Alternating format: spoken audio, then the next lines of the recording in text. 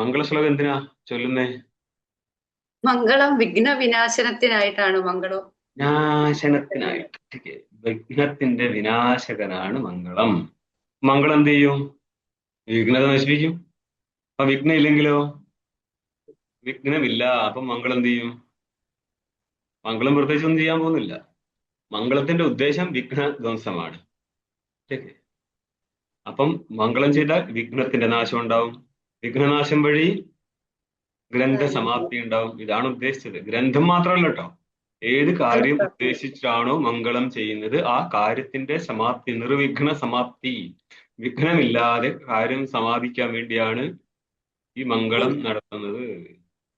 ഇനി നിങ്ങളുടെ അടുത്ത മന്ത്രത്തിലേക്ക് കടന്നു അല്ലേ? ഇന്നലെ ഒരു മന്ത്രം കഴിഞ്ഞു. ആ മന്ത്രം ഒന്ന് ചൊല്ലിയേ. ഈശാവാസ്യമിദം സർവം യത്കിഞ്ച ജഗത്യാം ജഗത് തേന തെക്തേന ഭുഞ്ജീഥ മാ ഗൃദ്ധ കസ്യസ്വിദ് ധനം. കസ്യസ്വിദ് ധനം.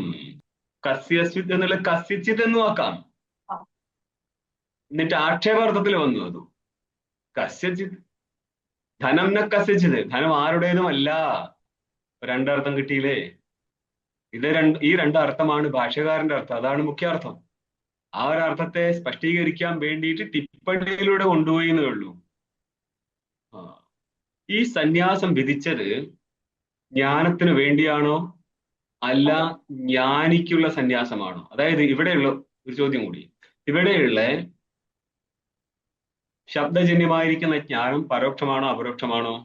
ആർക്കാണോ സന്യാസം വിധിച്ചത് എന്ന് പറഞ്ഞാൽ ഏതൊരു ജ്ഞാനിക്കാണോ സന്യാസം വിധിച്ചത് ആ സന്യാസിയുടെ ജ്ഞാനം പരോക്ഷമാണോ അപരോക്ഷമാണോ ഈ ശബ്ദത്തിൽ നിന്ന് ഉണ്ടായതെന്നാണ് ചോദ്യം. ഇവിടെ ഇപ്പോൾ പരോക്ഷജ്ഞാനാണ് ഉണ്ടായത്. പരോക്ഷജ്ഞാനിക്ക് എന്തിനു വേണ്ടിയാണ് സന്യാസം വിധിച്ചത്?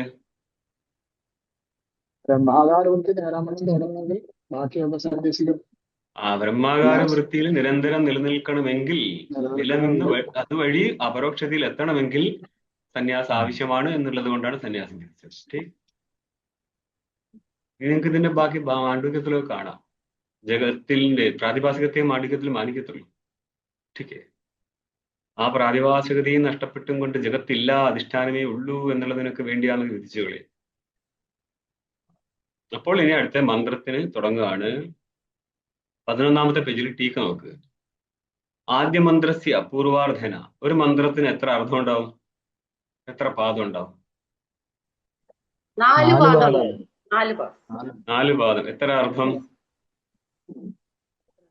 2 അർത്ഥങ്ങളേ ഉള്ളൂ.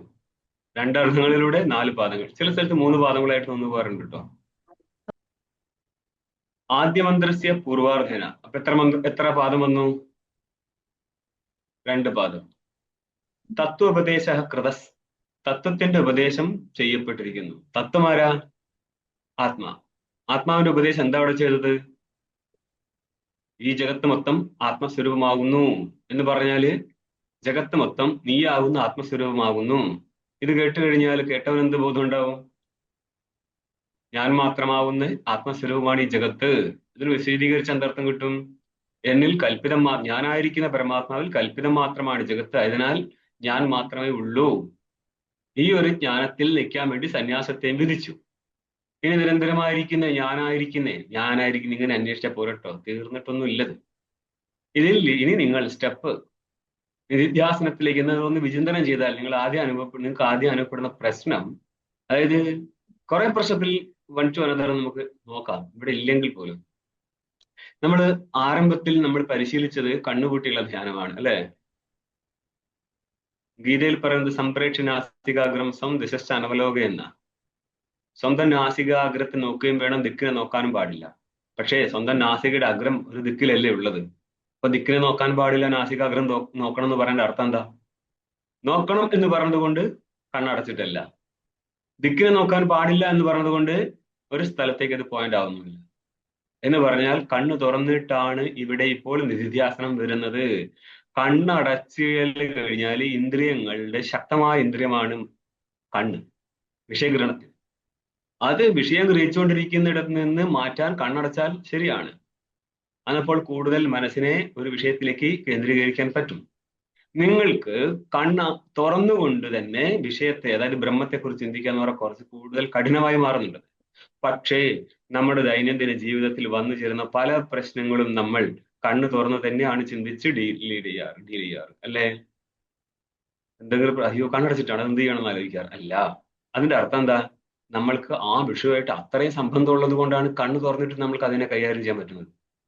ഇതേപോലെ കേവല ബ്രഹ്മത്തിൽ കണ്ണ് തുറന്നാലും മനസ്സെത്തണം. നല്ല മെനക്കേടുണ്ട്. ഒന്ന്. രണ്ടാമത്തത്, കണ്ണ് തുറന്ന് ചെയ്യുന്നതും കണ്ണ് അടച്ച് ചെയ്യുന്നതിൽ കണ്ണിന്റെ ഫോക്കസിന് തന്നെ വ്യത്യാസമുണ്ട്. ചിലപ്പോൾ കണ്ണ് വേദനിച്ചേക്കാം. ഇത് തുടങ്ങുക എന്നുള്ളതാണ്. തുടങ്ങി എവിടെയെങ്കിലും എത്തിക്കണ്ടേ? ഇത് തുടങ്ങിയാൽ ആരാ കേവലൻ? നിങ്ങളാണ് കേവലൻ എന്ന് തോന്നിയാൽ നിങ്ങളുടെ പിന്നെ ഒരു ചോദ്യം വരും, വിശിഷ്ടൻ എങ്ങനെ കേവലനാവും? അപ്പൊ കേവലൻ ആരാ? നീയാണ്. പക്ഷെ ഞാനെന്ന് എനിക്ക് അഭിമാനിക്കാൻ പറ്റുന്ന കേവലല്ലല്ലോ.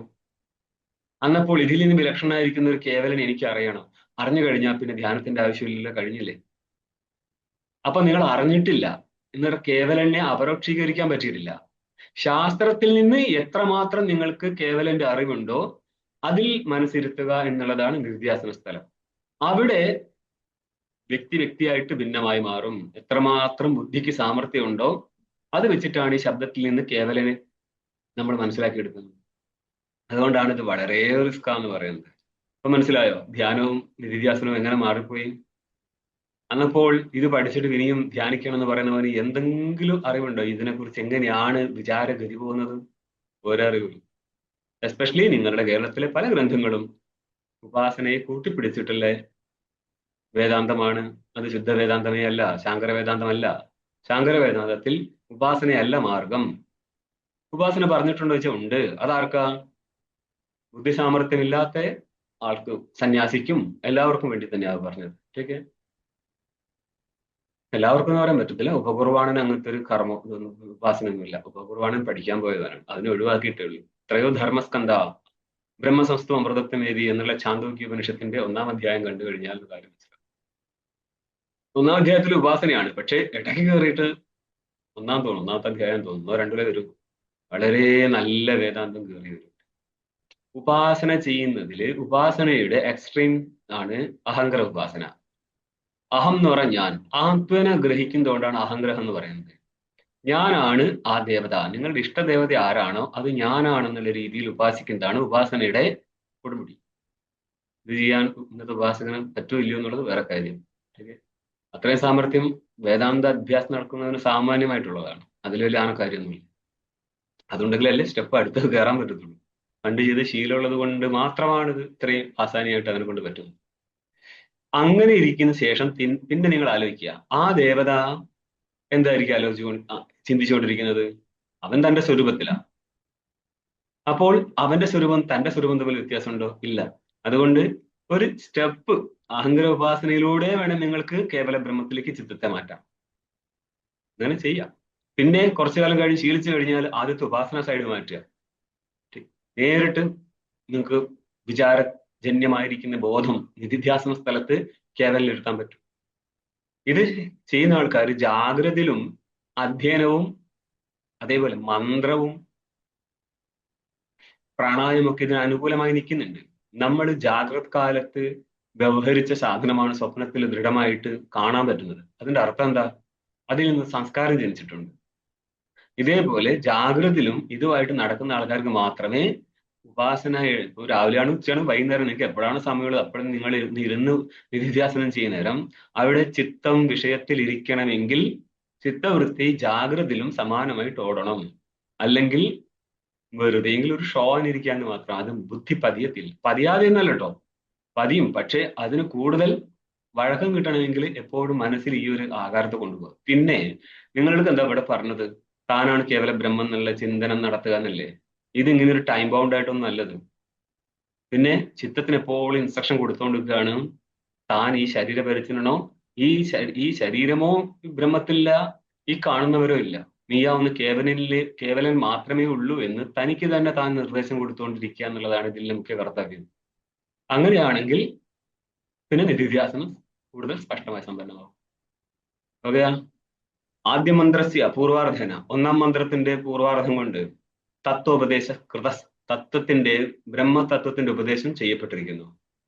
എന്നിട്ടോ ഒന്നും രണ്ടും പാദം കഴിഞ്ഞ് ഇനി മൂന്നാം പാദത്തിലേക്ക് വരികയാണ്. അതായത് ഇവിടെ ഇപ്പോൾ സംബന്ധം പറയും. മന്ത്രവും അത് ശാസ്ത്രത്തിന്റെ ഒരു മര്യാദയാണ്. മന്ത്രവുമായിട്ടുള്ള സംബന്ധം. ചില ഗ്രന്ഥങ്ങൾ ഖണ്ഡങ്ങളായിട്ടാണ്.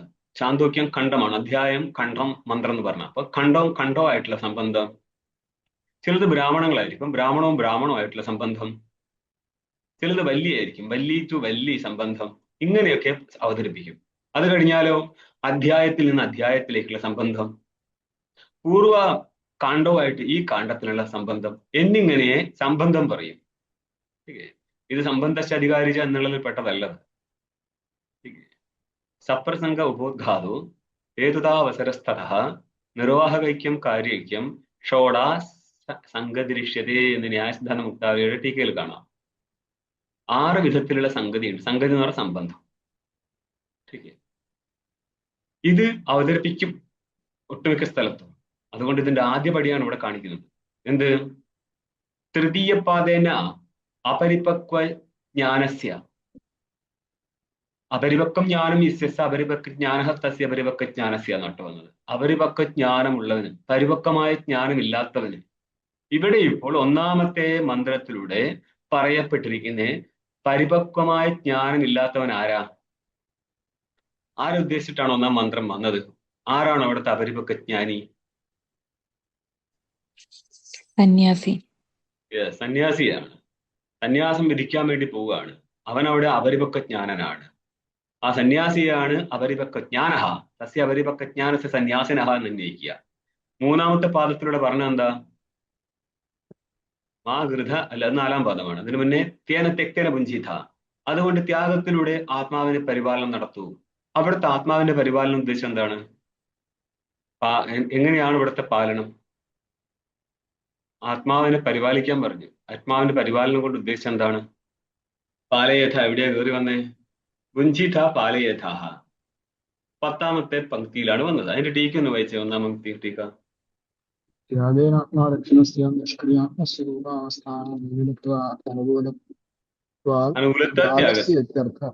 അതിന്റെ അർത്ഥം എന്താ? നിഷ്ക്രിയ ആത്മസ്വരൂപ അവസ്ഥാന അനുസരിച്ച്. ആർക്കാണ് ഈ നിഷ്ക്രിയ ആത്മസ്വരൂപത്തിൽ അവസ്ഥാനം വരുന്നത്? ആത്മാവിന്റെ സ്വരൂപത്തിൽ തന്നെയാണ് ഇരിക്കുന്നത്. ആത്മാവിന്റെ സ്വരൂപത്തിൽ എന്ത് വ്യത്യാസം? ചിത്തത്തെ ആത്മാസ്വരൂപത്തിൽ ഇരുത്തുക എന്നുള്ളതാണ് ഇവിടുത്തെ പ്രയത്നം. ആത്മാവിന്റെ രക്ഷണം എന്ന് പറഞ്ഞാല് വേലി കെട്ടി തിരിച്ചിട്ട് ആത്മാവിനെ രക്ഷിക്കേണ്ട ആവശ്യമൊന്നുമില്ല. ബ്രഹ്മാകാര വൃത്തിയിൽ ഇരിക്കുക എന്നുള്ളതാണ് ആത്മാവിന്റെ രക്ഷണം. അത് ആർക്കാ സംഭവിക്കുന്നത്? അന്ധക്കരണത്തിനാണ് കുട്ടികൾ. അത് കാര്യം മനസ്സിലായോ? ഘടത്തിന്റെ ആകാരത്തിൽ അന്ധക്കരണം മാറുമ്പോൾ ഘടജ്ഞാനം, ബ്രഹ്മത്തിന്റെ ആകാരത്തിൽ അന്ധക്കരണം മാറിയാൽ ബ്രഹ്മജ്ഞാനം. മനസ്സിലായോ? ഇത് എതിൽ നിന്ന് വരുന്നതാണ്? ശബ്ദത്തിൽ നിന്ന് വരുന്നതാണ്. ഇങ്ങനെ അന്ധക്കരണത്തെ ബ്രഹ്മാകാര വൃത്തിയിൽ നിർത്തുക എന്നുള്ളതാണ് ആത്മാവിന്റെ പരിപാലനം എന്ന് പറഞ്ഞത്. ഇതൊന്നും ഇവിടെ ക്ലിയർ അല്ല. നമ്മൾ ആദ്യമേ ഇത്രയും പറഞ്ഞു തന്നിട്ടുണ്ട്. 3-4 വട്ടമായി ഈ ഒരു സംഭവം പറഞ്ഞിട്ട് ഇതുവരെയുള്ള ക്ലാസ്സിലൂടെ. നിഷ്ക്രിയ ആത്മസ്വരൂപം അത് അതിന്റെ സ്വരൂപത്തിൽ ഇരിക്കും. നിങ്ങൾ എന്തിനാ മെനക്കെടുന്നത്? ചിത്തത്തെ അതിന്റെ സ്വരൂപത്തിൽ ഇരുത്തുക എന്നുള്ളതാണ്. മനസ്സിലായോ? അപരിപക്വജ്ഞാനസ്യ സന്യാസ വിധിരുക്ത തൃതീയന പാദേന. പരിപക്വജ്ഞാനമില്ലാത്തവന് സന്യാസത്തെ വിധിച്ചിരിക്കുകയാണ് 3-ാമത്തെ പാദത്തിലൂടെ. അപ്പൊ 1, 2, 3 പാദങ്ങൾ കഴിഞ്ഞു. ഇനി അടുത്ത നോക്കിയോ. ചതുർത്ഥ പാദേന സന്യാസിനോ നിയമവിധിരുക്ത ഇതി. 4-ാം പാദത്തിലൂടെ നിയമവിധി പറയാണ്. സന്യാസത്തിൽ മാത്രമേ നിൽക്കാവൂ എന്ന് പറഞ്ഞ ഏഷണ പരിത്യാഗം നടത്തി കഴിഞ്ഞാൽ കുറച്ച് ഏഷണകൾ കയ്യിൽ വെക്കാമെന്നും കുറച്ച് ഏഷണകൾ ത്യജിക്കാമെന്നും ഇവിടെ 2 ഒന്നിച്ചു കൊണ്ടുനടക്കാനുള്ള ഓപ്ഷൻ ഇല്ല. ഇതാണ് പറഞ്ഞത്. സന്യാസത്തിലെ നിയമവിധി പറയപ്പെട്ടു. ഇപ്രകാരം രീതി എന്ന് പറഞ്ഞാൽ ഇപ്രകാരം പ്രതിപദം വ്യാഖ്യായ. ഏതിന്റെ? 1-ാം മന്ത്രത്തിന്റെ ഓരോരോ പാദം എന്ന അർത്ഥത്തിലാണ് പദം വന്നത്. ഓരോരോ പാദത്തെയും വ്യാഖ്യാനിച്ചിട്ട് സംക്ഷിപ്ത്യാർത്ഥം അനുപദതി. അപ്പൊ 1-ാം മന്ത്രത്തെ മൊത്തം വ്യാഖ്യാനിച്ചു കഴിഞ്ഞു.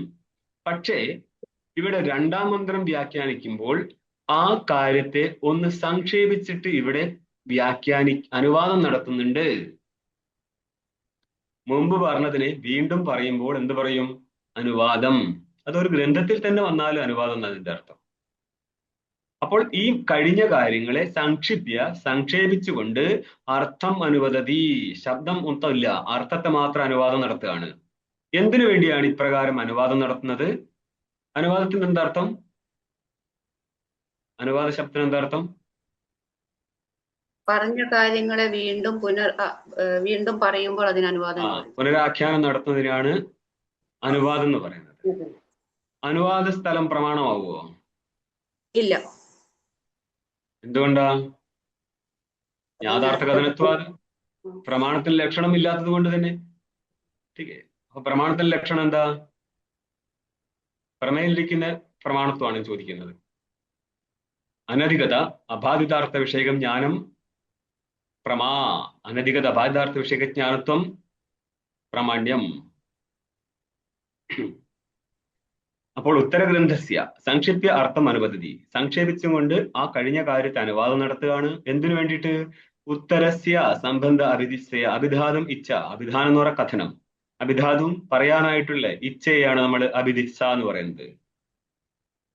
ജഗമിഷ എന്ന് പറയും. ഗന്ധുമിച്ഛ ജഗമിഷ. ठीक ഇങ്ങനെയുള്ള കുറെ ചികീർഷ, ജഗമിഷ, ബുഭുക്ഷ, ഇങ്ങനെ കുറെ പദങ്ങൾ വരും. ഇതിന്റെയൊക്കെ അർത്ഥം കണ്ടുപിടിച്ചു പറയാണ്. ഉത്തരസ്യ ഗ്രന്ഥസ്യ എന്ന് മനസ്സിലായിക്കോളൂ. ഉത്തര ഗ്രന്ഥം എന്ന് ഉദ്ദേശിച്ചത് ഉത്തര മന്ത്രം എന്നുള്ള അർത്ഥത്തിലാണ്. ഉത്തരസ്യാന്നേ ഉള്ളൂ. അപ്പൊ ഉത്തരം മന്ത്രം, അടുത്ത രണ്ടാം മന്ത്രത്തിന്റെ സംബന്ധം പറയാനായിട്ട്, സംബന്ധ അഭിധിസയ, പൂർവ മന്ത്രവുമായിട്ട് രണ്ടാം മന്ത്രത്തിന്റെ സംബന്ധം പറയാനായിട്ട് ഭാഷ്യകാരൻ ആദ്യം അവതരിപ്പിക്കുകയാണ്. ഭാഷ്യം കണ്ടോ?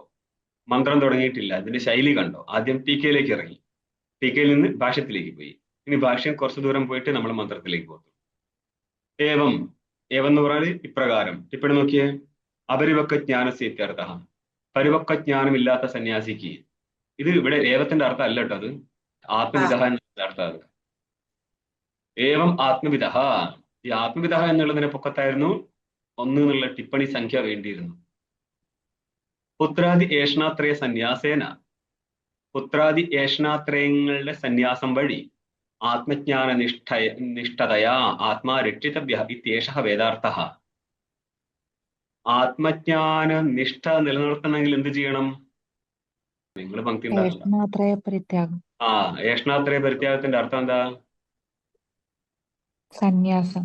സന്യാസം. പങ്ക്തി ഒഴുകാണ് അവിടെ കിടന്നിട്ട്. ഏഷണാത്രയ സന്യാസേന, ഏഷണാത്രയ പരിത്യാഗാത്മക സന്യാസേന എന്നും പറയാം. അപ്പോൾ ആത്മവിത്തുക്കൾ എന്ന് ഉദ്ദേശിച്ചത് പരോക്ഷ ജ്ഞാനികൾ. അതിൽ നിങ്ങൾ വിടുവോ? ഒരു ഗ്രന്ഥം അഭ്യസിച്ചാൽ പോലും അതിൽ നിന്ന് ജ്ഞാനം ഉണ്ടാവും. ആത്മവിത്തുക്കൾക്ക് എന്ന് പറയാൻ അപരോക്ഷ ജ്ഞാനിക്ക് പുത്രാദി ഏഷണാത്രയ സന്യാസം വഴി സന്യാസേന ആത്മജ്ഞാന നിഷ്ഠതയാ. ഈ ആത്മജ്ഞാനത നിഷ്ഠ എന്നുള്ളത് എവിടെ വരുന്നതാ? അന്ധകരണത്തിൽ വരുന്നതാണത്. നിഷ്ഠ, ജ്ഞാനനിഷ്ഠ. ठीके. ഈ ജ്ഞാനനിഷ്ഠ എന്നുള്ളത് ഇവിടെ എന്തർത്ഥത്തിലാ? അപരോക്ഷ ജ്ഞാനത്തിന്റെ നിധിധ്യാസനാർത്ഥത്തിലാണ് ഇവിടെ ജ്ഞാനനിഷ്ഠ എന്ന് പറഞ്ഞത്. ചില സ്ഥലത്ത് ബ്രഹ്മ അപരോക്ഷ വൃത്തിയെ ജ്ഞാനനിഷ്ഠ എന്ന് പറയാം, കുഴപ്പമൊന്നുമില്ല. ठीके. ഗീതയിൽ അങ്ങനെയും കൊണ്ടുപോകാം. അപ്പൊ ആത്മജ്ഞാന നിഷ്ഠതയാ എന്ന് പറഞ്ഞാൽ ആത്മാ ശാസ്ത്രജന്യമായിരിക്കുന്ന ആത്മജ്ഞാനം ഉണ്ടായവൻ പുത്രാദി ഏഷണാത്രയ സന്യാസത്തിലൂടെ നിരന്തര ബ്രഹ്മാകാര വൃത്തിയാൽ ആത്മാ രക്ഷിതവ്യ, ആത്മാവിന്റെ രക്ഷ നടത്തണം, ആത്മാ രക്ഷിക്കപ്പെടണം. അപ്പൊ ആത്മാവിനെ രക്ഷിക്കാൻ എന്താ ചെയ്യേണ്ടത്? ജ്ഞാനനിഷ്ഠയിൽ ഇരിക്കണം. കണ്ടോ?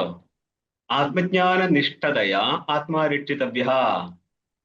അന്ധകരണത്തെ ബ്രഹ്മാകാര വൃത്തിയിൽ ഇരുത്തിക്കൊണ്ട് ആത്മാ രക്ഷിക്കപ്പെടണം എന്ന് പറയാൻ ആത്മാവിന്റെ രക്ഷ പറഞ്ഞിരിക്കുകയാണ്. താനല്ലേ ആത്മാ? ഇനിയും പങ്ക്തി വിടില്ല, നമുക്ക് വേറെ വഴിക്ക് കൊണ്ടുപോകാം. ആത്മതാനല്ലേ? താനിപ്പോൾ സംസാരത്തിലല്ലേ? ഈ സംസാരത്തിന് നിവൃത്തി എപ്പോൾ നടക്കും? അജ്ഞാനം നഷ്ടപ്പെട്ടാൽ. അപ്പൊ അവൻ രക്ഷപ്പെടുമോ? രക്ഷപ്പെട്ടു. അതിന് കാരണം എന്താ? പരോക്ഷ ബ്രഹ്മാകാര വൃത്തി നിലനിർത്തുക എന്നുള്ളത്. ഓക്കെ. ഇത്യേഷ വേദാർത്ഥ, ഇതാണ് വേദത്തിന്റെ അർത്ഥം. അങ്ങനെ സമ്പണ്ഡിതമായിട്ട് സംഭവം അവതരിപ്പിച്ചു. അവിടെ മന്ത്രമായിട്ട് കൊണ്ടുപോയപ്പോൾ കുറെ അങ്ങോട്ടും ഇങ്ങോട്ടൊക്കെ സംസാരിച്ചിട്ടുണ്ട്. ഇത് ഒറ്റ ലൈനിൽ ഒന്നാമത്തെ മന്ത്രം പറഞ്ഞു കഴിഞ്ഞു. ഒന്നാമത്തെ മന്ത്രത്തിന്റെ പാതിയെ പറഞ്ഞിട്ടുള്ളൂ. അഥ ഇതരസ്യ, ഇതരനാരാ? ആത്മവിത്തിൽ നിന്ന് ഇതരനാരായിരിക്കും? ആത്മജ്ഞാനിയിൽ നിന്ന് ഇതരൻ അനാത്മജ്ഞാനി എന്ന് പറഞ്ഞാൽ ആത്മജ്ഞാനം ഇല്ലാത്തവൻ എന്നർത്ഥം. അനാത്മാവിനെ അറിയുന്നവൻ എന്ന അർത്ഥം കിട്ടത്തില്ല കേട്ടോ. ആത്മാവിനെ അറിയാത്തവൻ എന്നർത്ഥം. അനാത്മാവിനെ അറിയുന്നവനാണെങ്കിലും ആത്മാവിനെ അറിയാത്തവൻ എന്ന അർത്ഥത്തിലാണ് പോകുക. ഇതരസ്യ ടിപ്പണി നോക്കിയ ഇതരനാരാ? അനാത്മജ്ഞസ്ഥിതി. അതിന്റെ അർത്ഥം എന്താ? അശുദ്ധ അന്ധക്കരണ സ്ഥിതിയാവത്. അപ്പോൾ അന്ധക്കരണം ശുദ്ധമാണെങ്കിൽ എന്ത് മനസ്സിലാവും? മന്ത്രത്തിന്റെ അർത്ഥം മനസ്സിലാവും. അത് തന്നെ, ഈ ഉപനിഷത്ത് പഠിപ്പിച്ചു കൊടുത്ത അർത്ഥം മനസ്സിലാവും. അത്രേ ഉള്ളൂ. അപ്പം നമുക്ക് മനസ്സിലാവുന്നില്ല, നമ്മൾ എന്ത് ചെയ്യണം? അന്ധക്കരണം ശുദ്ധമാക്കാൻ നോക്കണം. എന്ന് കരുതിയിട്ട് മൊത്തം അന്ധക്കരണം ശുദ്ധമാണെന്ന് ഇവിടെ അർത്ഥമൊന്നുമില്ല കേട്ടോ. ശാസ്ത്രം മനസ്സിലാക്കാനുള്ള പാകത്തിൽ അന്ധക്കരണം ശുദ്ധമായെങ്കിൽ ശാസ്ത്രം മനസ്സിലാവാം. അതെന്താ അങ്ങനെയുള്ള അശുദ്ധിയൊക്കെ? അതായത് പ്രാരബ്ധം, പുണ്യപാപ സമ്മിശ്രിതമായിരിക്കുന്നതാണ് ജീവന്റെ പ്രാരബ്ധം. അതിൽ തന്നെ പാപം കൂടുതലാണെങ്കിൽ ശ്രവണത്തിന് പോലും വരത്തില്ല. ഇനി വന്നാൽ തന്നെ മുഴുവിക്കാൻ പറ്റത്തില്ല, അത് നഷ്ടപ്പെട്ടു പോകും.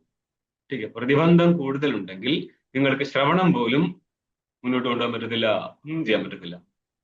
പക്ഷേ ഇങ്ങനെ വിട്ടുപോകുന്ന ആൾക്കാർ എപ്പോഴെങ്കിലും കരുതുവോ അയ്യോ ഞങ്ങൾക്കിത് പഠിക്കാൻ പറ്റുന്നില്ല എന്ന്? ഒരിക്കലുമില്ല. അതെന്തുകൊണ്ടാ? തനിക്കില്ല, തൻ്റെതല്ലാത്ത ദോഷത്തെ ആരോപണം ചെയ്തും കൊണ്ട് തന്നിൽ ദോഷം കാണൂലല്ലോ. അതൊക്കെയാണ് ഈ അന്ധക്കരണ അശുദ്ധിയുടെ ഒരു ഗുണം. ആരോപിച്ചിട്ട് പോയി കഴിഞ്ഞാൽ പിന്നെ ഒരിക്കലും തിരിച്ചു വരാനുള്ള അവസരം പോലും ഉണ്ടാവത്തില്ല. അത് തൻ്റെ പൂർവ്വ പാപം വളരെ നല്ലതായത് കൊണ്ടാണ് ഇങ്ങനെയൊക്കെ സംഭവിക്കുന്നത്. അപ്പൊ അത്രയും പാപം ഇല്ല എങ്കിൽ ശ്രവണത്തെ മുന്നോട്ട് കൊണ്ടുപോവുക. ആ ശ്രവണത്തെ മുന്നോട്ട് കൊണ്ടുപോകുന്ന സമയത്ത് തന്നെ നന്നായിട്ട് അന്ധക്കരണം വീണ്ടും ശുദ്ധമായി എന്നുള്ളതിന്റെ പരിചായകമാണ് ശാസ്ത്രം മനസ്സിലാവുന്നുണ്ട് എന്നുള്ളത്. അതിനേക്കാൾ ശുദ്ധമെങ്കിൽ മാത്രമേ നിധിധ്യാസനത്തിൽ ചിത്തത്തിരുത്താൻ പറ്റത്തുള്ളൂ.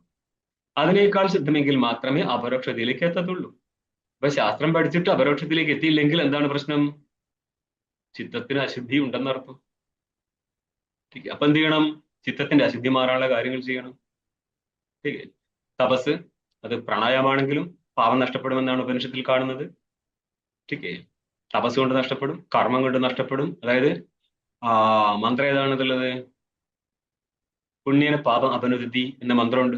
പുണ്യം ചെയ്തു കഴിഞ്ഞാൽ പാപത്തിന്റെ നാശം നേരിടുന്നുണ്ട് എന്ന് നേരിട്ട് മന്ത്രം തന്നെ കൊടുത്തിട്ടുണ്ട്. അതുകൊണ്ട് സകല കർമ്മങ്ങളും ഉപാസനകളും അന്ധക്കരണ ശുദ്ധിക്ക് കാരണമാകുന്നു എന്നുള്ളത് കൊണ്ട് കൂടുതലൊന്നും ആലോചിക്കാതെ നിഷ്കാമ കർമ്മം ചെയ്യുക. ഇത് നിങ്ങൾക്ക് അന്ധക്കരണ ശുദ്ധിക്ക് കാരണമായി മാറും. ഇതിനെപ്പറ്റി കൂടുതൽ ഗീതയിൽ വളരെ സ്പഷ്ടമായിട്ട് പറയുന്നുണ്ട്. ഇതരസ്യ അനാത്മജ്ഞതയ ആത്മഗ്രഹണ അശക്തസ്യ, ഇതരസ്യ ആത്മഗ്രഹണ അശക്തസ്യ എന്ന് നേരിട്ട് അന്വേഷിക്കുക. ഇതരനായിരിക്കുന്ന വ്യക്തിയുണ്ട്. ആരാ? ശാസ്ത്രഗ്രഹണം നടത്താത്തവർ. ശാസ്ത്രഗ്രഹണം നടത്തിയവർക്ക് ഒരു അധികാരമേ ഉള്ളൂ. ഏതിലാണ് അധികാരം? സന്യാസത്തിൽ. 2 പേജ് മുന്നേ ഇത് പറഞ്ഞതാണ് നമ്മൾ. 9ാമത്തെ പേജിൽ 4-5 ടീക്കയിൽ നോക്കിയാൽ മതി. ഭാവനായം അധികൃതസ്യ യുക്തികുശലസ്യ ച വിചാരെ അധികൃതസ്യ സർവകർമ്മ സന്യാസേ ഏവ അധികാരഃ. അപ്പോൾ ഇനി നിങ്ങൾക്കൊക്കെ എവിടെ അധികാരമുള്ളൂ? അത് തന്നെ. അപ്പൊ നോക്കിക്കോ, ഇതരസ്യ ആത്മഗ്രഹണ അശക്തസ്യ, പരോക്ഷമായിട്ട് പോലും ആത്മാവിനെ ഗ്രഹിക്കാൻ ശാസ്ത്രത്തിൽ നിന്ന് പോലും ആത്മഗ്രഹണം നടത്താനുള്ള സാമർഥ്യം ഇല്ലാത്തവർക്ക്, ഇത്രയാണ് അടുത്ത കാര്യം പറയാൻ പോകുന്നത്. അവരെന്ത് ചെയ്യണം എന്നുള്ളതാണ് പറയുന്നത്. അവന് ആത്മജ്ഞാനത്തെ ഉണ്ടോ? ഇല്ല. അതുകൊണ്ട് അനാത്മജ്ഞത എന്ന് പറഞ്ഞാൽ അശുദ്ധ അന്ധക്കരണത്തോട് കൂടിയവനായതിനാൽ അവൻ എന്ത് വേണം? ഇതമുപദിശതി, ഈ മന്ത്രത്തെ ഉപദേശിക്കുകയാണ്. എന്താ മന്ത്രം? കുറുവൻ നേവേദി. ഇത് മന്ത്രത്തിന്റെ പ്രതീകം എടുത്ത് എഴുതിയിരിക്കുകയാണ്. എന്ന് പറഞ്ഞാൽ പണ്ട് കാലത്തെ ഒരു മന്ത്രം 2ാം മന്ത്രം ഒന്നും സംഖ്യ ഒന്നും എഴുതൂല, ഭാഷ്യം പോയി കൊടുക്കുകയാണ്. മന്ത്രം വേറെ വഴിക്ക് പോയിണ്ടാവും, മന്ത്രം ഒന്നും ഭാഷ്യത്തിന്റെ കൂടെ കാണൂല. അപ്പൊ നിങ്ങൾക്ക് ഇങ്ങനെ മനസ്സിലാവും അടുത്ത മന്ത്രം വന്നു എന്ന്. ഇങ്ങനെ കണ്ട് മനസ്സിലായിക്കോളൂ. പ്രതീകം കണ്ടു കഴിഞ്ഞാൽ മനസ്സിലാക്കാം അടുത്ത വന്നു. അപ്പൊ മന്ത്രം നോക്കി, 2ാം മന്ത്രം ചൊല്ലണേ. ആർക്കൊക്കെ ചൊല്ലണ ആഗ്രഹം ഉണ്ടെങ്കിൽ ഓണായിക്കോ. ഞാൻ ആദ്യം ഒന്നിച്ച് ചൊല്ലിയ ശേഷം 2ാമത് നിങ്ങൾക്ക് ചൊല്ലിത്തരാം. കുറുവൻ നൈവേഹ കർമാണി ജിജീവിഷേച്ഛദം സമാഹ ഏവം ത്വയി നാന്യഥേതോസ്തി ന കർമ്മ ലിപ്യതേ നരേ. കുറുവൻ നൈവേഹ കർമാണി കുർവണ്ണേവേഹ കർമാദി കർമാണി ജിജീവിഷേച്ചതകും സമാഹ വിശേഷ സമാഹ ഏവം ത്വയി നാന്യഥേതോസ്തി ഏവം ഏവം ജ്ഞാനത്തോസ്തി ന കർമ്മ ലിപ്യതേ നരേ. ലിപ്യത്തെ ന കർമ്മ ലിപ്യത്തെ നരേ. ഇതൊരു ട്രഡീഷന്റെ ഭാഗമാണ്, നിങ്ങൾക്ക് വായിക്കാൻ അറിയത്തില്ല എന്നുകൊണ്ടല്ല. ठीक കുർവൻ ചെയ്തുകൊണ്ട് തന്നെ. എന്ത് ചെയ്തുകൊണ്ട്? കുർവന്നേവ ചെയ്തുകൊണ്ട് തന്നെ. എന്ത്? കർമാണി കർമാണി കുറുവന്നേവ കർമ്മങ്ങൾ ചെയ്തുകൊണ്ട് തന്നെ. ജീവിതം ഇച്ഛേത് ജിജീവിഷേത്. അതെന്താ? ജീവിക്കാനുള്ള ഇച്ഛ ആർക്കെങ്കിലും വിധിക്കാൻ പറ്റുമോ? വിധി എവിടെയാ നടക്കാന്നറിയോ? പറഞ്ഞാൽ ചെയ്യാൻ പറ്റുന്ന കാര്യത്തിലെ വിധി വരത്തുള്ളൂ. അപ്പോൾ എന്താ പറഞ്ഞത്? ഈ ഇച്ഛയിലോ ജ്ഞാനത്തിലോ ഒന്നും തന്നെ വിധി സമ്പന്നമല്ല. കാരണം പുരുഷ പ്രയത്നത്താൽ സമ്പന്നമാവാത്ത കാര്യത്തിലൊന്നും വിധി പറ്റത്തില്ല. അതെന്തുകൊണ്ടാ ജ്ഞാനത്തിൽ വിധിയില്ലെന്ന് പറയുന്നത്? ഉദാഹരണത്തിന്, നമ്മൾ പോകുന്ന വഴിയിൽ കണ്ണുമായിട്ട് വഴിയിലുള്ള വസ്തുവിന്റെ സന്നികർഷം നടന്നിട്ടുണ്ടെങ്കിൽ ജ്ഞാനം ഉണ്ടായിരിക്കും. ജ്ഞാനം പ്രമാണത്തിനും വസ്തുവിനും അധീനമാണ്. വസ്തുതന്ത്രം ഭവേത് ജ്ഞാനം കർത്തൃതന്ത്രം ഉപാസനം. വസ്തുവിനെ ആശ്രയിച്ചിട്ട്, വസ്തു എന്ന് ഉദ്ദേശിച്ചത് രണ്ട് രീതിയിൽ ഇതിനെ അന്വേഷിക്കും. പ്രമാണം വസ്തുവിന് അധീനമായിട്ടെന്നോ അല്ലെങ്കിൽ പ്രമാണത്തിനും വസ്തുവിനും അധീനമായിട്ടെന്നോ പറയാറുണ്ട്. യോഗ്യമായിരിക്കുന്ന വസ്തുവും അതിനുള്ള പ്രമാണവും ഉണ്ടെങ്കിൽ ജ്ഞാനോത്പന്നമായിരിക്കും. അപ്പം പ്രമാണാധീനമായിട്ടാണ് ജ്ഞാനോത്പന്നമാകുന്നത്. വസ്തുതന്ത്രം ഭവേജ്ഞാനം, പ്രമാണ വസ്തുവിന് അധീനമായിട്ട്, തന്ത്രം അധീനമായിട്ട് ജ്ഞാനോത്പന്നമാവും. കർത്തൃതന്ത്രം ഉപാസനം, കർത്താവിന് അധീനമായിട്ടാണ് ഉപാസന ഇരിക്കുന്നത്. ഇതുകൊണ്ട് തന്നെ ജ്ഞാന ഉപാസന തമ്മിൽ വ്യത്യാസം മനസ്സിലായോ? ഇവിടെ കുട്ടികൾ, ഉപാസന കർത്താവിന് ഇഷ്ടത്തിനനുസരിച്ച് ചെയ്യാൻ പറ്റും. അത് മാനസിക ക്രിയയാണ്. ക്രിയകൾ പുരുഷനധീനമായിട്ടാണ്, ജ്ഞാനം പുരുഷനധീനമായിട്ട് വരത്തില്ല. അപ്പോൾ വൈദികമായിരിക്കുന്ന ശബ്ദം എന്നുള്ള പ്രമാണവും അന്ധക്കരണത്തിന്റെ ശുദ്ധി ഉണ്ടെങ്കിൽ ജ്ഞാനം ഉത്പന്നമാവും. അവിടെ ഇനിയിപ്പോൾ ഇടനിലക്കാരനില്ല. ആയതിനാൽ ജ്ഞാനത്തിൽ എന്തില്ല? വിധിയില്ല. ജ്ഞാനത്തിൽ വിധിയില്ലാതിരിക്കാൻ കാരണം എന്താ? പുരുഷനധീനമല്ല. അതേപോലെ തന്നെ ഇച്ഛയ്ക്കും വിധിയില്ല. എന്തുകൊണ്ടാ? അത് പുരുഷനധീനമായിട്ട് ഇരിക്കത്തില്ല. അങ്ങനെയാണെങ്കിൽ ജിജീവിഷേത്, ജീവിതം ഇച്ഛേത്, ജീവിക്കാൻ ഇച്ഛിക്കൂ എന്നുള്ള ഇച്ഛയെ എങ്ങനെ വിധിക്കാൻ പറ്റും? പറ്റത്തില്ല. അതേപോലെ ശതം സമാഹ എന്ന് പറയുന്നത്, സമ എന്ന് പറയുന്നത് സംവത്സരം എന്നർത്ഥം. സംവത്സരം എന്ന് പറഞ്ഞ വർഷം എന്നർത്ഥം. ശതസംവത്സരം എന്ന് പറഞ്ഞ 100 വർഷം. 100 വർഷം എന്ന് പ്രത്യേകിച്ച് എടുത്ത് പറയാൻ കാരണം, ചില മന്ത്രങ്ങളിൽ പറയുന്നുണ്ട് ശതാ യുറുവൈ പുരുഷഹാൻ. പുരുഷൻ ഉദ്ദേശിച്ചത് പുരുഷൻ സ്ത്രീ എന്നുള്ള അർത്ഥത്തിലല്ല, മനുഷ്യന്റെ എന്നുള്ള അർത്ഥത്തിലാണ്. മനുഷ്യന്റെ പരമാവധി ആയു 100 വർഷം എന്ന് ശ്രുതിയിലുണ്ട്. 100 കടന്ന ആൾക്കാരില്ലേ? ഉണ്ട്. എല്ലാവർക്കും 100 കിട്ടാറുണ്ടോ? ഇല്ല. ഇത് അറിയാതെയാണോ? അല്ല. പിന്നെ ആ വാക്യങ്ങൾക്ക് അത്രയ്ക്ക് പ്രമാണമുള്ളൂ. സാമാന്യമായിരിക്കുന്ന ഒരു ശബ്ദം മാത്രമാണ്. അപ്പോൾ അല്ല ഞങ്ങളുടെ വൈദിക വാക്യമേ പറഞ്ഞതുപോലെ തന്നെയാണ്. അങ്ങോട്ടും ഇങ്ങോട്ടും മാറ്റാൻ പറ്റത്തില്ല. ഇതൊന്നും നടക്കുന്ന പരിപാടിയില്ല കുഞ്ഞുങ്ങളെ. വൈദിക വാക്യത്തിന് നമുക്ക് അർത്ഥം പല സ്ഥലത്തും മാറ്റിയേ പറ്റത്തുള്ളൂ. അന്നിപ്പോൾ ഇനി നോക്കിക്കോ, ഇതെന്താ ചെയ്യാൻ പോകുന്നത്? ശതവർഷത്തെ മറ്റു സ്ഥലത്ത് വിധിച്ചിട്ടുണ്ട്. ശതായുറുവായി പുരുഷഹാൻ. ഇച്ഛ എന്നുള്ളത് പുരുഷന് സാമാന്യമായിട്ടുള്ളതാണ്. അതുകൊണ്ട് ഈ രണ്ടിനെയും അനുവാദം ചെയ്തിരിക്കുക മാത്രമാണ് ഇവിടെ പറഞ്ഞത്. എന്നിട്ട് എന്തിനെ വിധിച്ചു? കർമ്മത്തെ വിധിച്ചു. അതുകൊണ്ട് 100 വർഷത്തിന്റെ ആയുസ് നീ ജീവിക്കാൻ ഇച്ഛിക്കുന്നു എങ്കിൽ ഈ ഭാഗം മൊത്തം അനുവാദമാണ് എന്ന് പറഞ്ഞ ശ്രുതി ഇവിടെ പ്രമാണമാവുന്നില്ല. അതെന്തുകൊണ്ടാ? ജ്ഞാതമായിരിക്കുന്ന കാര്യത്തെയാണ് ഇവിടെ പറഞ്ഞത് എന്നുള്ളത് കൊണ്ടാണ് പ്രമാണമാവാത്തത്. അതെങ്ങനെ ജ്ഞാതമായി? ഇച്ഛ എന്നുള്ളത് സ്വാഭാവികമാണ്, ജ്ഞാതമായി എന്ന് പറയുമ്പോൾ അന്യപ്രമാണത്താൽ സിദ്ധമാണ്. ശതവർഷ ആയു എന്നുള്ളത് ശ്രുതി തന്നെ മറ്റിടത്ത് പറഞ്ഞു വെച്ചിട്ടുണ്ട്. ശതായുർവൈ പുരുഷ. അതുകൊണ്ട് ഇനി ഇവിടെ ഇപ്പോൾ 100 വർഷ ആയുസിനെയും ഇച്ഛയെയും ശ്രുതി പറയുമ്പോൾ ആ കാര്യത്തിൽ പ്രമാണമാവത്തില്ല, കേവലം അനുവാദം മാത്രമേ ആവും. ഇങ്ങനെ ഇരിക്കുന്ന ശതവർഷ ആയുസിനെയും ഇച്ഛയെയും അനുവാദം നടത്തിക്കൊണ്ട് എന്തിന് വിധാനം നടത്തി? എന്തിന് വിധിച്ചു? കർമ്മത്തെ വിധിച്ചു. ഇതാണ് പറഞ്ഞത് കുർവന്നേവേഹ കർമാണി ജിജീവിഷേച്ഛതകം സമാഹ. അല്ല, എങ്ങനെ ചെയ്തുകൊണ്ട് ഗുണം എന്താ? അതാണ് ഈ ഒരു പ്രസംഗം, ഈ മന്ത്രം നിങ്ങൾക്ക് പല സ്ഥലത്തേക്ക് ആവശ്യമുണ്ട്. അതായത് ഒരു ജീവൻ മനുഷ്യ ശരീരത്തിലാണ് കർമ്മം ചെയ്തിട്ട് പുണ്യപാപങ്ങൾ നേടാനുള്ള യോഗ്യത. മറ്റ് ഈ ഭൂമിയിലിരിക്കുന്ന ജീവന്മാർക്ക് അവരുടെ കർമ്മഭൂമിയല്ല, അവരുടെ ഭോഗഭൂമി മാത്രമാണ് ഈ ലോകം. ജീവൻ, അതായത് മനുഷ്യജീവനെ സംബന്ധിച്ച് ഭോഗഭൂമിയാണ്, കർമ്മഭൂമിയും കൂടിയാണ്. മനസ്സിലായോ?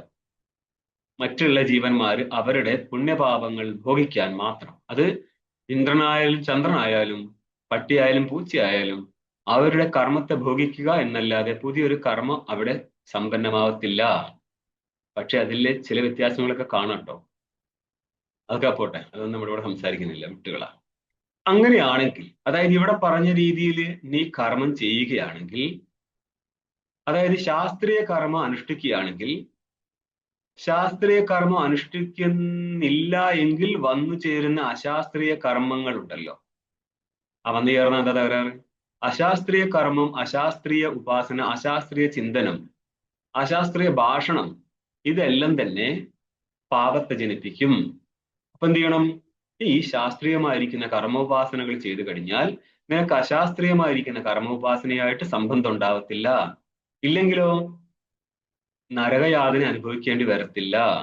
ഒന്ന്, ഇത്രേ പറയുന്നുള്ളൂ. പക്ഷെ ഇതിന് ഇനിയും കുറെ മേച്ചിൽപ്പുറങ്ങൾ. അതായത് നിങ്ങളുടെ ഓക്കെ, ഇവിടെ തന്നെയല്ലേ, ഇതിലെ ചില കാര്യങ്ങള് നമ്മള് ഈ 8 മന്ത്രം കഴിഞ്ഞ് മുന്നോട്ട് പോയാല് അവിദ്യ മൃത്യം തീർത്തു അവിദ്യാമൃതമശ്നുതേ എന്നുള്ളത് ഇവിടെ അവിദ്യ കൊണ്ട് കർമ്മവും ഉപാസന കൊണ്ട് വിദ്യ കൊണ്ട് ഉപാസനയാണ് എടുക്കുന്നത്. നിങ്ങളുടെ മാണ്ഡൂക്യത്തിലും ബ്രഹ്മസൂത്രത്തിലേക്ക് എത്തുന്ന സമയത്ത് അവിദ്യാശബ്ദം കൊണ്ട് തന്നെ കർമ്മത്തെ ഉപാസനയെ എടുക്കും, വിദ്യാശബ്ദം കൊണ്ടോ ജ്ഞാനത്തെ എടുക്കും.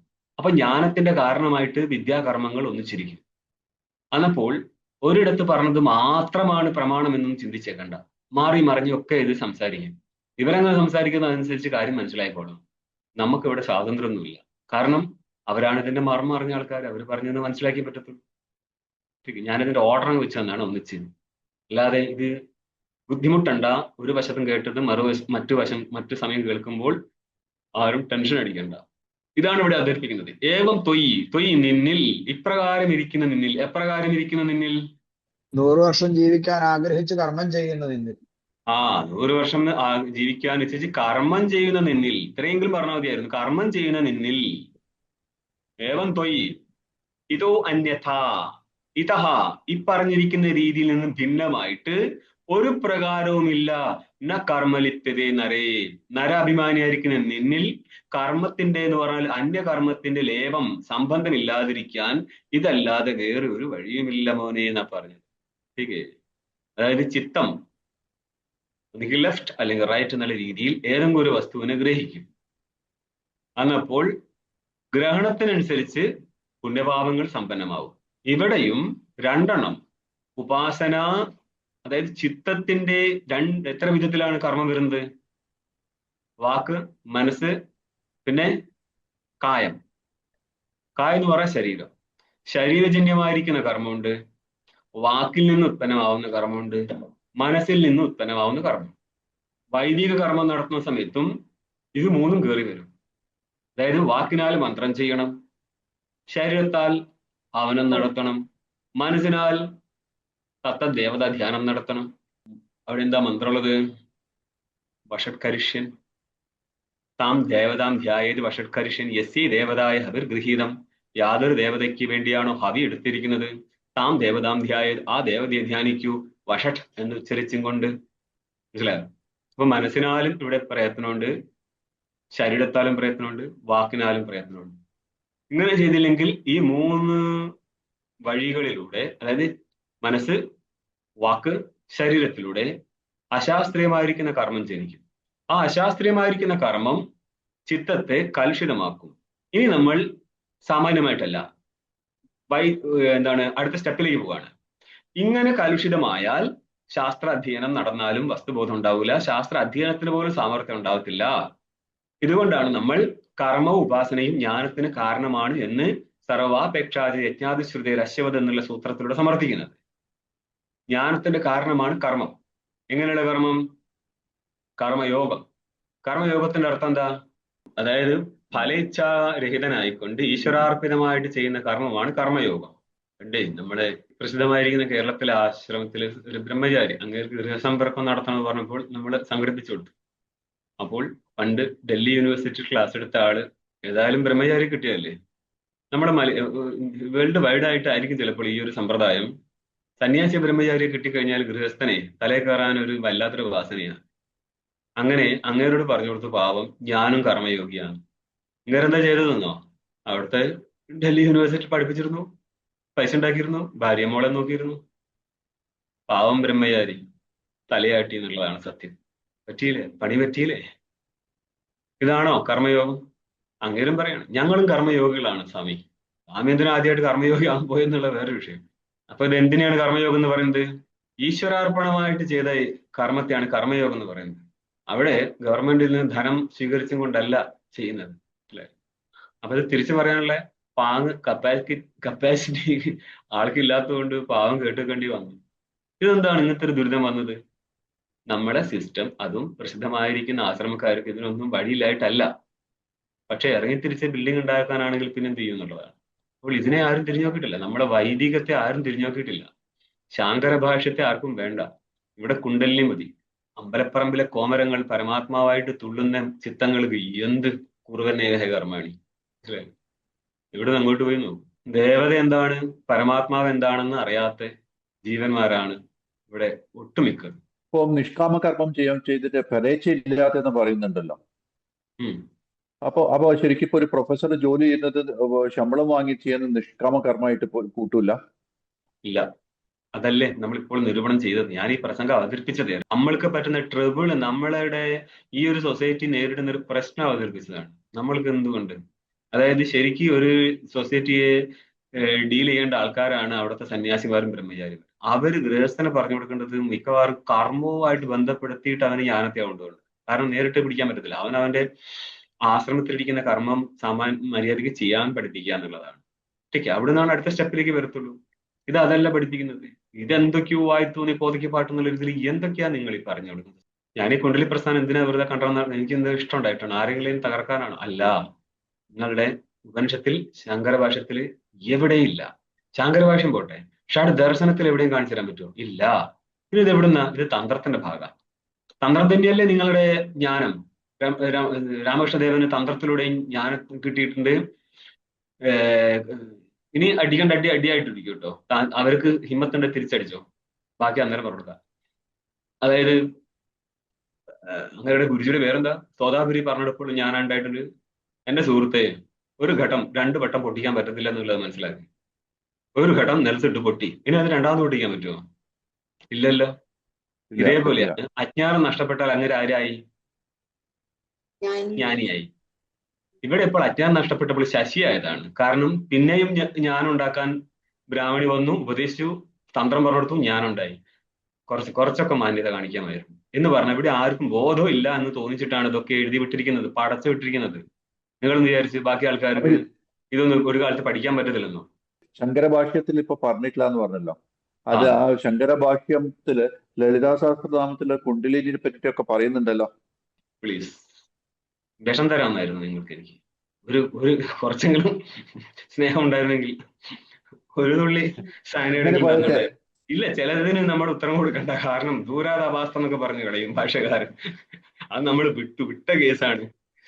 അതായത് യോഗസൂത്രം ഉണ്ടല്ലോ, യോഗസൂത്രത്തിന്റെ ഭാഷ്യം എഴുതിയത് വ്യാസഭാഷ്യമാണെന്നൊരു അഭിപ്രായമുണ്ട്. അത് ശരിയല്ല. കാരണം വ്യാസൻ നിങ്ങളുടെ അദ്വൈത വേദാന്തത്തിന്റെ ആചാര്യനാണ്. അപ്പോൾ സൂത്രം വെച്ചിട്ട് അദ്വൈത വേദാന്തം സിദ്ധിച്ച ആള് വേറെ ആരുടെയോ സൂത്രത്തിന് ഭാഷ്യം എഴുതാൻ പോയി എന്ന് പറഞ്ഞ് നടക്കുന്ന നടപടിയാവുന്ന പരിപാടിയാണ്. അതുകൊണ്ട് പതഞ്ജലിയുടെ തന്നെയാണ് ഭാഷ്യവും സൂത്രവും. ഈ അദ്വൈതം നല്ലോണം ജ്ഞാനിയായിരുന്ന ഈ ശ്രീനാരായണ ഗുരുദേവൻ എങ്ങനെയായി? ഇവിടെ വ്യക്തി പ്രശ്നമല്ല, ഇവിടെ ആർക്കും ഒരു സ്കോപ്പും ഇല്ല. നിങ്ങൾ അദ്ദേഹം എങ്ങനെയാ ഈ കുണ്ടലിനി പാട്ട് എഴുതിയത്? നമ്മളതിന് അങ്ങനെ ഞാനായിട്ടല്ല, ഒരു ജ്ഞാനി ഒരിക്കലും കുണ്ടലിനി പ്രസ്ഥാനമായിട്ട് തരത്തില്ല. ജ്ഞാനിയാണോ സമ്മതിച്ചെന്നാലേ ഉള്ളൂ പ്രശ്നം ഉദിക്കുന്നുള്ളൂ. ഇത് കഥയായിട്ട് തന്നെ വരാം, ഒരു സംഭവമായിട്ട് ബന്ധപ്പെടുത്താം. വൺസ് അപ്പോൺ എ ടൈം എന്ന് പറഞ്ഞവർ, ഞാൻ അന്ന് വിശറി ആശ്രമത്തിൽ അന്നത്തിന് വേണ്ടി ഇരിക്കുമ്പോൾ കൂടെ ഇരുന്ന മലയാളി പാലക്കാടുകാരൻ ഇപ്പൊ വർത്താനങ്ങൾ പറഞ്ഞു വന്നപ്പോൾ നമ്മൾ പഠനപാഠമായിട്ട് നടക്കുന്നതായതുകൊണ്ട് അങ്ങനോട് ചോദിച്ചു ഇങ്ങനെ ശാസ്ത്രമൊക്കെ പഠിക്കുന്നുണ്ടോ? അപ്പൊ അങ്ങനെ പറഞ്ഞു പിന്നെ സായി മാത്രമാണോ പഠിക്കുന്നത്? ഞാൻ പറഞ്ഞു അയ്യോ അങ്ങനെയല്ല ഉദ്ദേശിച്ചത്, ഇത് നല്ലൊരു കാര്യം. ഞാൻ പഠിച്ചിട്ടുണ്ട്. പഠിച്ചിട്ടാണോ രമണ ജ്ഞാനിയായത് ചോദിച്ചു. ഞാൻ തിരിച്ചു വെച്ചു രമണ ജ്ഞാനി എന്ന് ആരാ മാനിക്കുന്നത് ചോദിച്ചു. ഞാൻ പറഞ്ഞു രമണൻ ജ്ഞാനിയാണെന്ന് ഞാൻ മാനിക്കാം. എങ്ങനെ? എപ്പോൾ? എന്റെ വല്യച്ഛൻ ജ്ഞാനിയാണെന്ന് നിങ്ങൾ മാനിക്കുമെങ്കിൽ രമണൻ ജ്ഞാനിയാണെന്ന് ഞാൻ മാനിക്കാം. പറ്റുമോന്ന് ചോദിച്ചു. ഓക്കെ, അങ്ങനെയൊന്നും രമണനെ കയറി ആരും തൊടാറില്ല, പേടിയാ. ഞാൻ പേടിക്കുറവ് അതല്ല, ഞാൻ അതിന്റെ ഓരോന്ന് എടുത്ത് കാണിച്ചു തരാം എന്തുകൊണ്ട് ഇത് അടിച്ചിടുന്നു. അപ്പൊ ഞാൻ അങ്ങേരോട് പറഞ്ഞൊരു കാര്യമുണ്ട്. ഞങ്ങളുടെ വല്യച്ഛനെ ഓക്കെ കുമാരില ഭട്ടെ ഒരു കാര്യം പറഞ്ഞു വെച്ചിട്ടുണ്ട്. നിന്റെ ഗുരു ജ്ഞാനിയാണെന്നുള്ളത് അത് നിനക്ക് മാത്രമാണ് പ്രമാണം, എനിക്ക് പ്രമാണമല്ല. ഉദാഹരണത്തിന് ഞാനും കൈപ്പള്ളിയും കൂടി ഒരു വഴിക്ക് പോവുകയാണ്. പോകുന്ന വഴിയിൽ നമ്മൾ ഒരു പശുവിനെ കണ്ടു, പച്ച നിറത്തിലുള്ള പശുവിനെ. അപ്പൊ തിരിച്ചു വന്ന് കൈപ്പള്ളി ശ്രീവിദ്യയോട് പറഞ്ഞ് വഴിയിൽ ഒരു പച്ച പശു ഉണ്ടായിരുന്നു. പച്ച തുളന്നൊക്കെ കേട്ടിട്ടുണ്ടോ? പച്ച കുതിര. അപ്പം പച്ച പശു ആയിക്കോട്ടെ, ബുദ്ധിമുട്ടണ്ട. അപ്പം ശ്രീവിദ്യ എന്നോട് ചോദിക്കും അങ്ങനെ കണ്ടോന്ന്. ഞാൻ പറയാൻ കണ്ടിട്ടുണ്ട്. കഥ ഇതിന് നോക്കിയോ നീ എങ്ങോട്ടാ പോകുന്നത്? ഇത് എനിക്ക് എന്തുകൊണ്ടാണ് കൈപ്പള്ളി ആ പച്ച പശുവിനെ കണ്ടെന്ന് പറയാൻ പറ്റുന്നത്? ഞാനും കൈപ്പള്ളി ഒന്നിച്ച് പോയപ്പോൾ ഞങ്ങൾ രണ്ടുപേരാ കണ്ടത്. ഇതിന്റെ അർത്ഥം എന്താ? കൈപ്പള്ളിക്ക് എങ്ങനെ അന്ധക്കരണ വൃത്തി ഉണ്ടായോ അതേ അന്ധക്കരണ വൃത്തി എനിക്ക് ഉണ്ടായിട്ടുണ്ട്. കാരണം അദ്ദേഹം നോക്കുന്നത് ഞാൻ കണ്ടിട്ടുണ്ട്. അതുകൊണ്ട് അദ്ദേഹത്തിനും എന്തുണ്ട്? എനിക്കുണ്ടായിരിക്കുന്ന സമാന അന്ധക്കരണ വൃത്തി, പച്ച പശുവിന്റെ അന്ധക്കരണ വൃത്തി ഉണ്ടായിട്ടുണ്ട്. അതുകൊണ്ട് എനിക്ക് ശ്രീവിദ്യയോട് എന്ത് പറയാം? അതേ ശരി എന്ന് പറയാം. അപ്പൊ ഞങ്ങൾക്ക് രണ്ടുപേർക്ക് എന്തുണ്ടായിട്ടുണ്ട്? സമാനാകാര വൃത്തി. അതേപോലെ അങ്ങേർക്ക് ഉണ്ടായിട്ടുണ്ട് എന്ന് എനിക്ക് ഞാൻ തിരിച്ചറിഞ്ഞു. ഞങ്ങൾ രണ്ടുപേരും പോകുന്നതോട് ഒന്നിച്ചാണ് കണ്ടത്. ഇനി നിങ്ങൾ ദാഷ്ടാന്തികത്തിലേക്ക് വാ. ഗുരു ബ്രഹ്മജ്ഞാനിയാണ് എന്ന് ശിഷ്യൻ എപ്പോഴാ മനസ്സിലാവുക? ശിഷ്യനും ബ്രഹ്മജ്ഞാനിയാണെങ്കിൽ മാത്രം. അത്രയും പോരാ, ശിഷ്യന് ഗുരുവിന്റെ അന്ധക്കരണ വൃത്തിയെ തിരിച്ചറിയാനുള്ള സിദ്ധിയും ഉണ്ടാവണം. കാരണം ഈ പച്ച പശുവിനെ പോലെ ബ്രഹ്മം വടിയിലിരുന്ന് പുല്ല് നിന്നാറില്ല, സ്വന്തം സ്വരൂപമാണ്. അതുകൊണ്ട് അന്ധക്കരണത്തിൽ വൃത്തി ഉണ്ടായിട്ടുണ്ട് എന്ന് തിരിച്ചറിയാനുള്ള സിദ്ധിയും ശിഷ്യൻ ഉണ്ടാവണം. അപ്പൊ ഗുരുവാണോ ശിഷ്യനാണോ കേമൻ? ശിഷ്യൻ. അങ്ങനെയാണെങ്കിൽ ശിഷ്യൻ ഇത്രയും പറഞ്ഞ പോരെ, ഞാൻ കേമനായ ജ്ഞാനിയാട്ടോ, ഗുരു കുറച്ച് കുറവാന്ന് പറഞ്ഞ പോരെ? ഗുരു ജ്ഞാനിയല്ല എന്ന് പറയുന്നില്ല, ഗുരു ജ്ഞാനിയൊക്കെ തന്നെ. പക്ഷെ ഞാൻ അദ്ദേഹത്തിന് ചിത്തവൃത്തി അറിയുന്ന ജ്ഞാനിയാണ്, അതുകൊണ്ട് എന്റെ ഗുരു ജ്ഞാനിയാണ് എന്ന് പറയേണ്ടിയിരുന്നു. അതുകൊണ്ട് ഇജ്ജാതി തരികിട പരിപാടി കയ്യിൽ വെച്ചാൽ മതി. ठीक ഗുരുവിനെ ജ്ഞാനിയാക്കുന്ന പരിപാടി ശിഷ്യന്മാർക്ക് അല്ലെങ്കിലും കുറച്ചധികമാണ്. പണിപാളിയിലെ എനിക്ക് ഒരു ഉത്തരവാദിത്തമില്ല കേട്ടോ. ഞാൻ എന്റെ വല്യച്ഛൻ കുമാരിലെ ഭട്ട് പറഞ്ഞതിനനുസരിച്ച് സംസാരിക്കുന്നത് മാത്രം. അപ്പോൾ ഞാൻ എന്ത് പറഞ്ഞത്? എന്റെ വല്യച്ഛൻ, ഇത് എന്റെ സ്വന്തം വല്യച്ഛൻ. അങ്ങനെ ജ്ഞാനി അല്ല എങ്കിൽ രമണൻ ജ്ഞാനിയാവുന്ന പ്രശ്നമില്ല. ഇനിയും പറഞ്ഞുതരാം, ഒരു കഥയാണ്. രമണന്റെ ആശ്രമത്തില് എഴുതിയിട്ടൊന്നുമില്ല. ഇപ്പൊ രമണാശ്രമത്തില് ബന്ധപ്പെട്ട ആൾക്കാരോട് ചോദിച്ചു കഴിഞ്ഞാൽ ചിലപ്പോൾ എനിക്കൊന്ന് പ്രിന്റഡ് ആയിട്ട് വന്നിട്ടുണ്ട് സാധനം. ഓക്കെ, അവിടെ ആശ്രമമൊക്കെ ഉണ്ടായപ്പോൾ ഗൃഹസ്ഥന്മാരുമായിട്ട് ഉടക്കായി കേസായി സംഭവം. അന്നപ്പോൾ ഇതൊരു വലിയ പുള്ളിയല്ല, അങ്ങോട്ട് പോകത്തില്ലല്ലോ. അപ്പം കോർട്ട് അവിടെ കൂടിയപ്പോൾ കോർട്ട് ഇങ്ങോട്ട് ചോദിക്കേണ്ട അവസാനം ഈ സ്ഥാപനം ആർക്ക് കൊടുക്കും? ഇങ്ങനെ പറഞ്ഞ് അഞ്ചിന് കൊടുക്കും. എന്ത് നല്ല ജ്ഞാനിയാണ്, അഞ്ചിനോട് സ്നേഹമുള്ള ജ്ഞാനി ആദ്യമായിട്ട് കാണുക. അതുകൊണ്ട് ജ്ഞാനിത്തരമൊന്നും ഇങ്ങോട്ട് കൊണ്ടുവരരുത് പ്ലീസ്. രാമകൃഷ്ണന്റെ കഥയിലെ തോത്താവരി രാമകൃഷ്ണനെ വളരെയധികം ശാസിച്ചിരുന്നു. ഈ ഭൈരവി ബ്രാഹ്മണിയുടെ അടുത്ത് പോയി തന്ത്രം പഠിക്കുന്നത് തെറ്റാണ്, നീ തെറ്റായ വഴിക്കാ പോകുന്നതെന്ന് പറഞ്ഞിരുന്നു. പക്ഷെ അത് ജ്ഞാനിയായതിന്റെ അതായത് ഏതൊരു ഗുരുവും ശാസ്ത്രബോധമുള്ളവൻ എപ്പോഴും പറഞ്ഞു കൊടുക്കും പോലെ. അതുകൊണ്ടാണ് നമ്മൾ പറയുന്നത്. ഇനി ഇങ്ങരുടെ ചോദ്യത്തിലേക്ക് വരാം. ശങ്കരാചാര്യർ ഭാഷ്യം എഴുതിയിട്ട് ബാക്കി മുച്ചോടും സാധനവും മുടിപ്പിച്ച് വെച്ചിരിക്കുന്ന ദ്വൈതത്തെ കുഴിച്ചു മൂടിയ ഭാഷ്യകാരൻ നിങ്ങൾക്ക് ദ്വൈതകാണ്ഡത്തിന്റെ സഹസ്രനാമത്തിന് വേണ്ടിയിട്ട് ഭാഷ്യം എഴുതി തരൂ അല്ലേ? കുറച്ചൊക്കെ മെനയുണ്ടായിരുന്ന സംസാരിക്കുകയായിരുന്നോ?